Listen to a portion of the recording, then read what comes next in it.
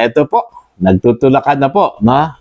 Ito hong DPWH at House of Representatives po mga kabida, dito ho sa problema sa San Juanico Bridge, kung saan po ay dami hong nagreklamo ho dito ng mga local chief executives, ano, dyan po Samar, Leyte, ano, kung saan po apektado po ito mga kabida sa closure. Okay, mga kabida. Okay? Meron pong privilege speech ito hong si Congressman Richard Gomez po mga kabida, kung saan po ay iginiit po niya na hindi ho ang DPWH ang may problema ho dito, kundi ang kundi ang Kongreso po mga kabida.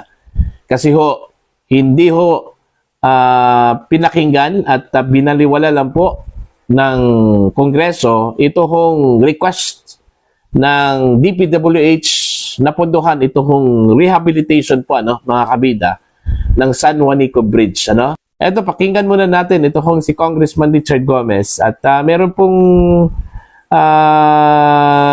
payag din, ano, ito hong si Congressman Jude Asidre po mga kabida, na parehong taga Leyte pa rin, ano, mga kabida. Narito po. Siguro, maganda rin, Mr. Speaker, tignan natin sarili natin dito sa Kongreso. Bakit hindi natin napondohan yung nire-request nila?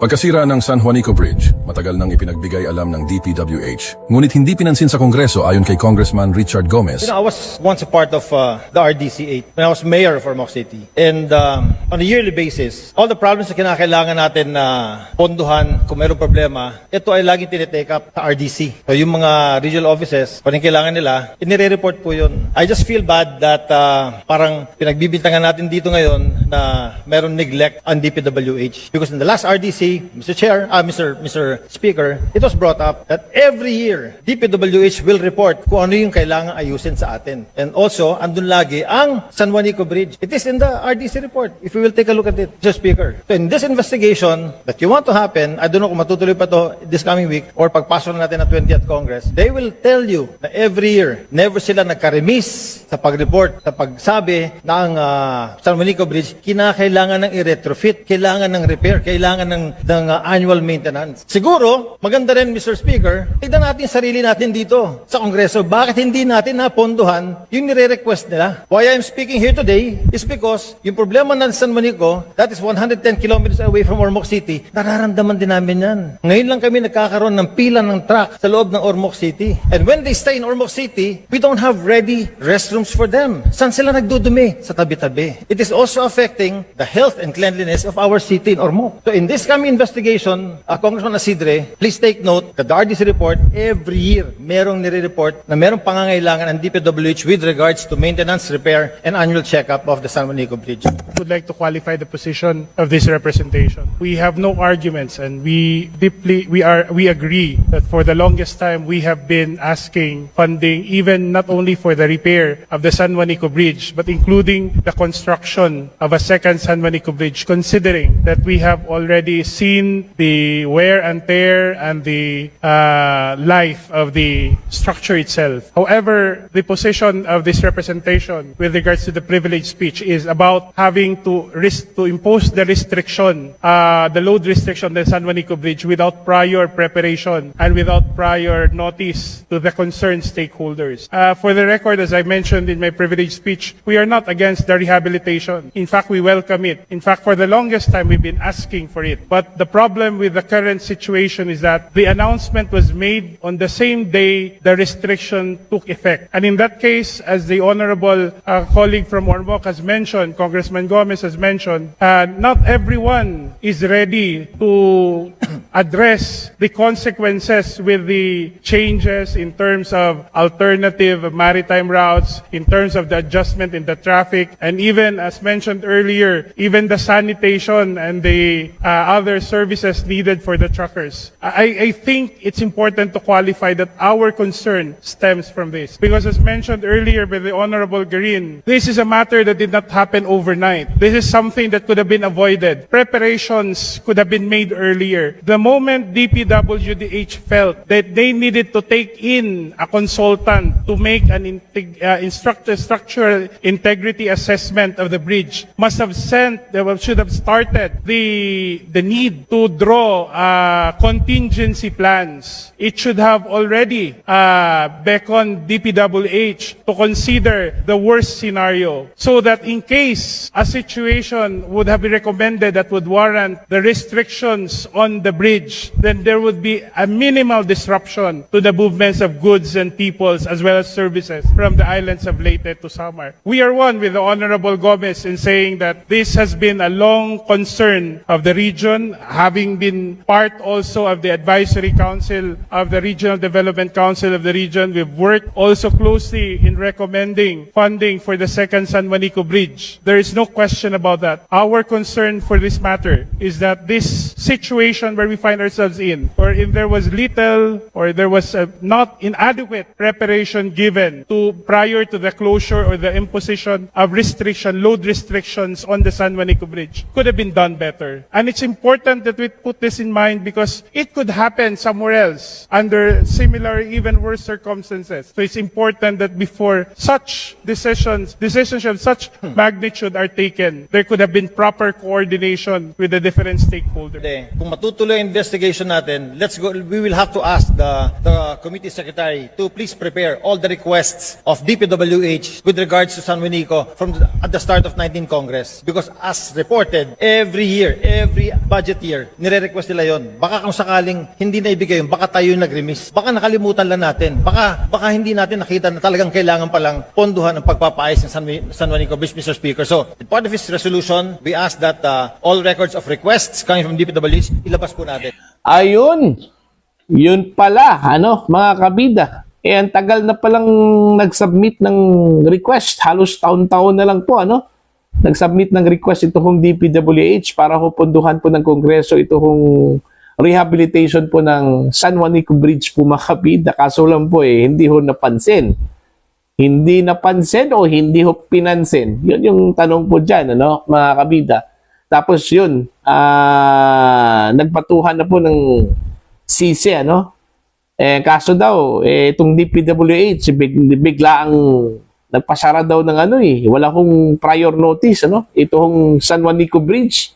Baka po sa assessment po ng DPWH, delikado na po, Hindi ho pwedeng patagalin pa po, mga kabida.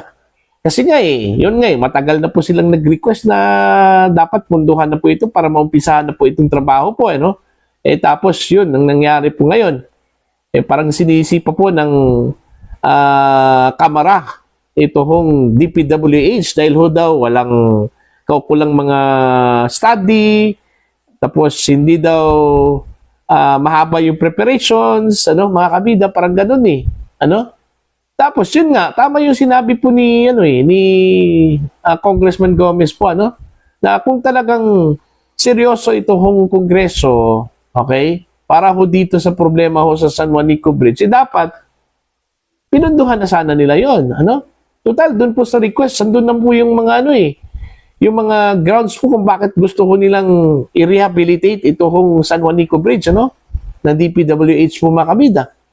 Tapos ngayon, nung biglaang hong naglabas po ng notice ito hong DPWH na ipasara po ito, okay, biglang umalma ito hong Kongreso po, itong House of Representatives po, mga kabida. Siguro, gaya na sinabi ko po kanina, baka po sa assessment po ng DPWH, sila yung may kakayahan po dyan Sa assessment po ng DPWH, baka po delikado na po, at hindi po pwedeng patagalin pa yan. Okay? Kung patagalin pa yan, hindi po i-close yan, baka may mangyari po, mga kabida. At hindi lang po minimal yung mangyayari, kundi baka mas malaki pa ang problema po natin na kakaharapin po, mga kabida. Okay? Kaya nga, siguro, yun yung napagdesisyonan po ng Department of Public Works and Highways, Kaya nga, yung sinabi po ni Congressman Gomez, umaga pa po, kung tinugunan ng sana ng Kongreso, itong kahilingan po ng DPWH, hindi sana magkaganito yung problema, mga kabida. Tagal na sana yung ni-rehabilitate. Kasi kailangan na po ng rehabilitation yun Mantakin nyo, kailan pa po yan na tinayo yung San Juanico Bridge? I think 70s. Okay, panahon pa po yan ni Marcos Sr., mga kabida. Actually, project po yan, ni Imelda Marcos, mga kabida. Sa aking pagkakaalam po, So since ilang taon na po, dekada-dekada na po yan. So kailangan na po ng rehabilitation po, o retrofitting, so on and so forth, para lang po ma-maintain yung integrity ho ng San Juanico Bridge po, mga kabida. Actually, sa nangyari po ngayon, nung nagsasuffer po dyan, itong mga LGUs, mga LGUs at saka itong mga constituents po ng mga LGUs, mga kabida. Okay? Sila yung nagsasuffer. Tama yung sinabi po ni Congressman Gomez. Sila mismo, layo. Mas malayo pa po. Itong Ormoc City, mga kabida. Pero apektado din sila. Yan po sa Ormoc at wala ho silang kakayahan po para ho sa pagbigay ho ng mga tawag po dito, kulang yung kanila pong CRs, para i-accommodate itong mga tao, mga kabida, So, yun yung masaklap po dyan.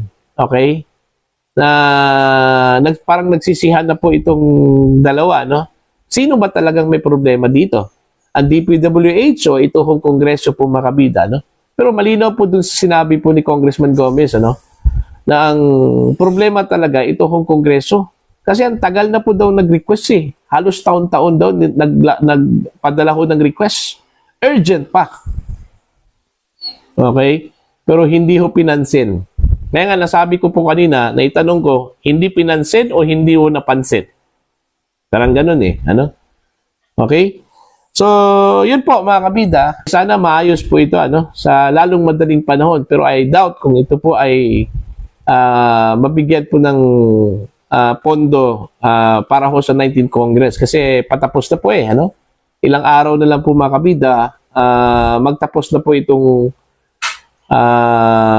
19th Congress. And most likely, baka ito po ay gagawan po ng paraan po, mga kabida, sa 20th Congress. Sa papasok na 20th Congress po, So para po sa inyo, ano po ang inyong tingin at